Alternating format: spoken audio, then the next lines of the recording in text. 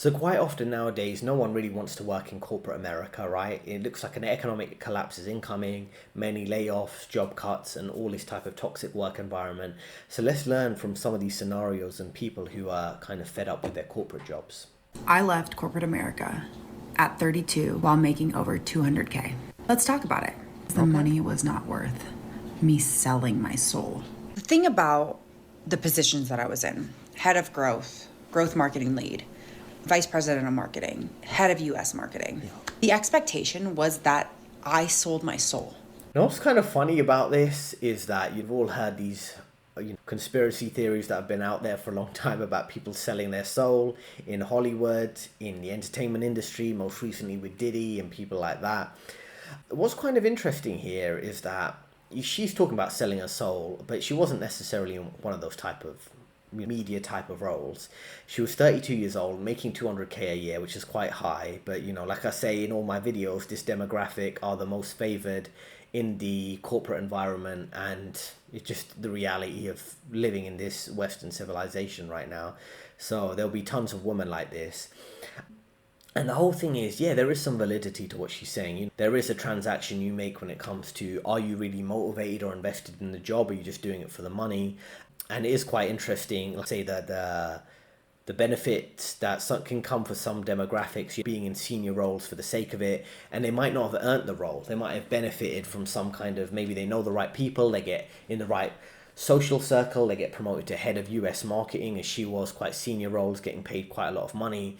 And what ends up happening is they start to question, should they really be in that position? Do they really have an interest in that particular role, that type of work? In many cases, this demographic is overrepresented rather than claiming they're underrepresented. In these senior middle management roles, they'll be, like she said, head of growth, head of marketing. And I think in terms of selling the soul, in terms of a metaphor in this context, it's more about, the hours you spend at the job for those high earning jobs at a younger age, fake personalities you've got to put on, parroting any propaganda, corporate Kool-Aid. These are all interesting dynamics that to consider why people would not want to work in corporate America. And why people are leaving their corporate jobs. See if you notice the common theme. The reason I quit my corporate job, honestly, was because I woke up one day and I was like, yo, why am I suffering every single day for some stupid ass company that doesn't give a shit about me? Corporate. So what's interesting here about this case is that she is basically saying there's a lack of meaning in corporate jobs, which is correct. But this type of rhetoric you tend to get from some people like this is they're like, oh, why doesn't a job care about me? Oh, I want it to appreciate me. I need attention, validation, appreciation, empathy. All these things come in a relationship. They come from your husband, your boyfriend, your father, your family, your community. And, if you don't want to pursue that because you want to be strong and independent, you're going to have to deal with a workplace environment which is profit driven. Well, it's meant to be profit driven. It's going to be transactional in terms of you're working for a salary. Your co-workers can change often because of layoffs, because they're moving to other jobs that pay more. All the emotional fulfillment is never going to come from a job, and very few jobs are actually, unless it's your side business and your personal passion, very few jobs are going to provide you with that emotional fulfillment that you're looking for, right? So let's listen to a bit more context over here of different perspectives. Job sucks so much out of you. It takes your life in so many ways. To the extent you can, we should flip the switch and take as much out of corporate jobs as we can. If they're going to exploit us, we're going to exploit you right back. Absolutely. Damn right. It's a network for what it's worth. It has people and connections that you can make through it. Take advantage in every way. They sucked out everything that I could have. Fortunate. What's quite interesting about this particular dynamic is about taking advantage, and this is something I would agree with, right? Corporate companies, they're exploiting your time, and you need to, and they're probably not paying you that well, especially now with inflation rates being high and pay rises not keeping up with that. So you should bear in mind, if you can exploit corporate time, resources, facilities, any extra benefits, always check what the company benefits are. They have a website or some kind of manual or handbook about that. See if you can leverage anything to your benefit, particularly if you're about to leave the company to move to another one. And then also think about other things, the people you meet, connections, courses, skills, or any kind of company funded training you can do. This would really help you succeed, maybe even on a side business if there's some skills you could develop through that company that you're working for. Those of us who are married with children, I can't just move my family into a tiny house or a van. I also can't work 80 hours a week, or what would be the point of having a wife and kids if I never see them? Well, you could get Maria the robot to do that for you. I'm just kidding. I have a master's degree, and I can't find a job that makes more than $63K a year annually. And another reason, oh, this guy went dark. I'm not even going to read that. So what's interesting here in this little clip is people who really don't have a stake in society, right? And that's another reason why they don't want to work in corporate America.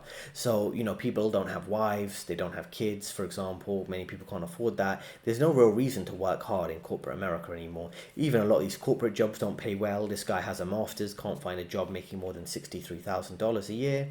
Living in a van, living a low-key life, a minimalist life, this is going to be the best option for many men and many people in general in terms of realizing that if you've got no choice of real upward social mobility, might as well, I wouldn't say aim low, but free yourself from the system and the shackles of debt, mortgages, student loans, and just live a low-key life, right? And let me know in the comments as a man, what do you think is your best option? Or just people in general, what do you think your best option is in this society? Do you want to climb the corporate ladder? Do you want to pursue kind of upward social mobility and buy big houses and cars, or do you just want to live a minimalist, quiet life, right? And one thing I realized about a lot of people in corporate jobs, they might have high-paying corporate jobs and their wife's a career woman, the men and women are both working high-paying careers, then they hire a childcare, which costs quite a lot to look after their kids, they have their kids in private school.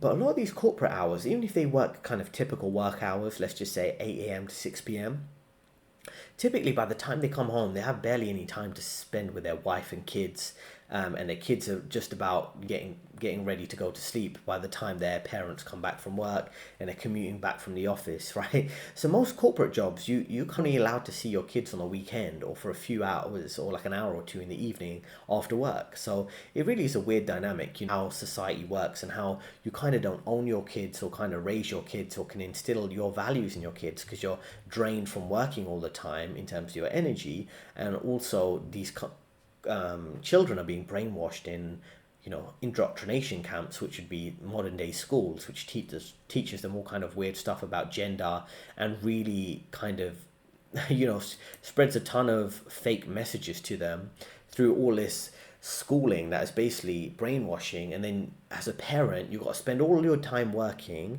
then you've got to spend your evenings and weekends either literally teaching your kids because the schools aren't teaching them well enough, or undoing the brainwashing that they've got about gender and other things, Performers aren't rewarded with promotions and pay increases. They are punished with more work, higher expectations, and having to cover for the inadequacies of their colleagues. So this is the truth. If you work hard, the reward for hard work is more work. There's a little clip off the first word she was saying, which is about high performers.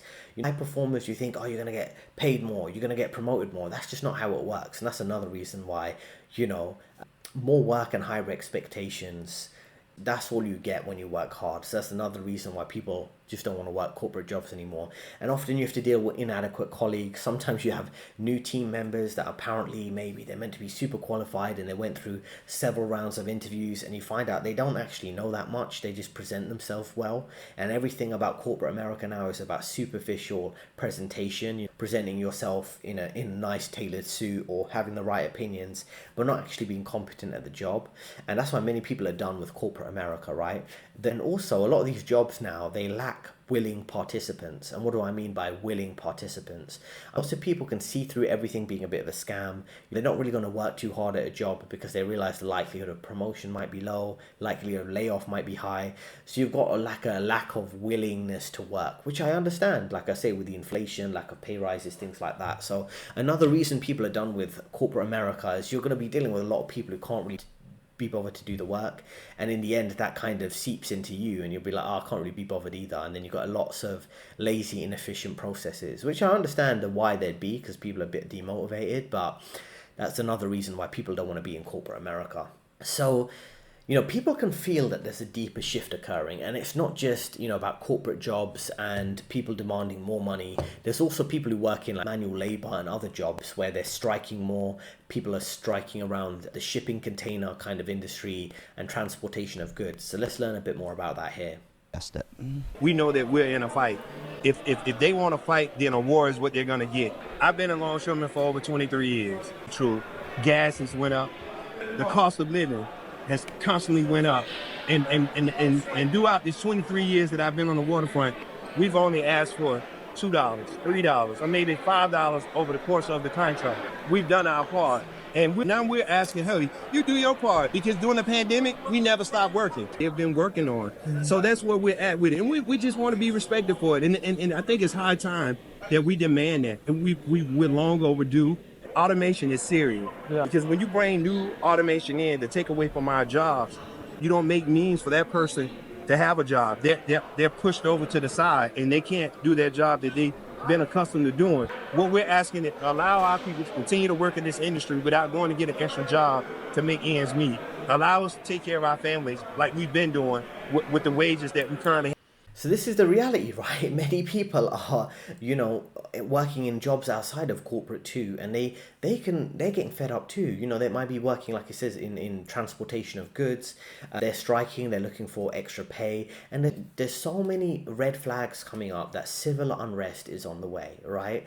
People looking for higher pay to pay for basic living costs within the middle class or lower middle class. There's a lack of supplies if people keep protesting, particularly in the transportation of goods. You might have delays of food getting to the grocery store. Especially people who aren't at high paying corporate jobs, getting maybe paid 200k a year, like the first woman we saw, they can't rely on savings. They don't have masses of hundreds of thousands in investments or millions. Many people at this level, these are the type of people who will typically protest because they're at the lower class place, and they kind of don't have something to fall back on. They don't have a bunch of savings to live off for a couple years, right? And all this talk about automation, AI, and things like that. I mean, even if they make things more automated, if you have masses of people unemployed, there'll be protests, there'll be riots, there'll be social instability, and this system doesn't seem to get it. You can't keep pushing people the way they've been pushing people, right? And a lot of my channel is really trying to help you plan ahead for these type of things. And a basic way you can plan ahead, as there probably will be more protests in all sectors, basic prepping, keeping safety equipment within your home without being too specific, keeping extra food supplies in case there are shortages in your shops, your local grocery stores, the same way you kept extra food supplies during the lockdowns.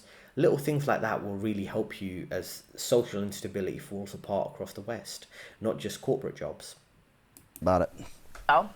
And because the economy is weakening, and this is just going to add to that. And I would expect another spike in inflation, and I would expect an economy that gets impacted in terms of going to the stores and not finding what you need. All right. So I was curious to see how much we import, right, into the States, because we don't do anything here anymore, apparently. Because the United States imports a small percentage of its food supply, but a large percentage of its seafood. It only imports about 15% of the food supply. I mean, if it's only 15%, then why are they... You get what I'm saying? Like, why would it be such a big deal, right? Or is this kind of skewed? Or can you not just believe anything on the internet? Am I even real? You'll never know. No, but seriously, something to think about. Now, let's see, like, goods and stuff. Even this, it says just for goods, not food. Okay, who needs food? I don't. I could eat this leather jacket.